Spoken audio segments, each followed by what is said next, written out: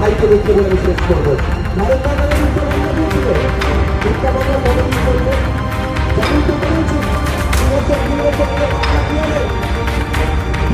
হাজার হাজার মানুষের ভিড়, আপনি কি বার্তা দেবেন?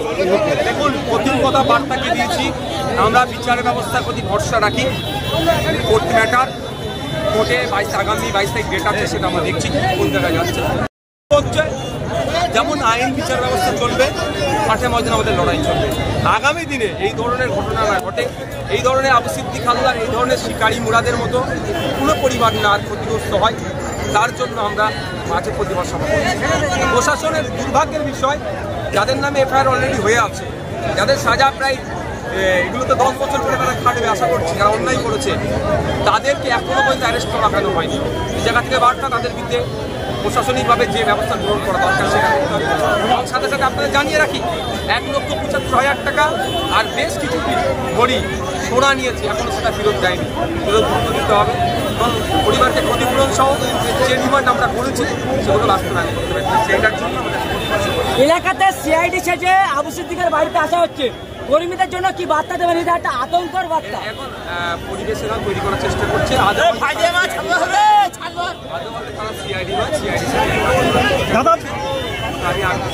বলেছি আজকে যারাই আসে না কেন, সিভিল ড্রেসে আসলে তাদের অবশ্যই আইডি কার্ড।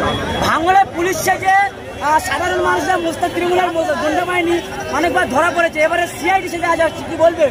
সেই জন্যই আমরা বলেছি আইডি।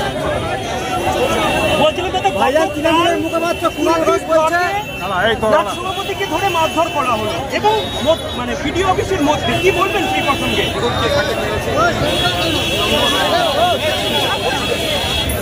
দাদা একটা কথা, ভাঙড়ে দেখা যাচ্ছে ইতিমধ্যে জমি মাফিয়া দালাল হিসাবে বিএলআরও এবং তৃণমূল দুটো দেখুন, আর তৃণমূল কংগ্রেসের ব্লকের নেতারা এই কাজের সাথে আমরা এর বিরুদ্ধে করছি। বিধানসভার মধ্যে ভূমি সংস্কারের দপ্তরের মন্ত্রী মাননীয় মুখ্যমন্ত্রীকে সতর্ক করেছিলাম, আমি সজাগ করেছিলাম। ইতিমধ্যে মুখ্যমন্ত্রী বিভিন্ন জায়গায় নির্দেশ দিয়েছেন যে বেআইনিভাবে ঘর বাড়ি করা যাবে না, এটা কি চোখে দেখছেন আপনি? ভালো দিয়েছে,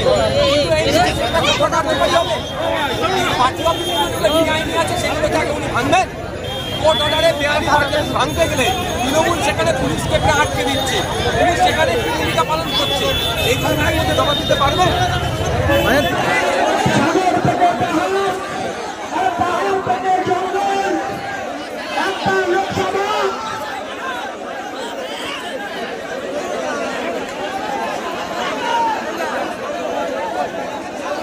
ভাই আমি শেষ করবো, আমার দলের চেয়ারম্যান বলবেন আমি শেষ করবো, কি চুপ করছি? আমরা বারবার শৃঙ্খলার কথা বলছি, যে কথাটা বলছিলাম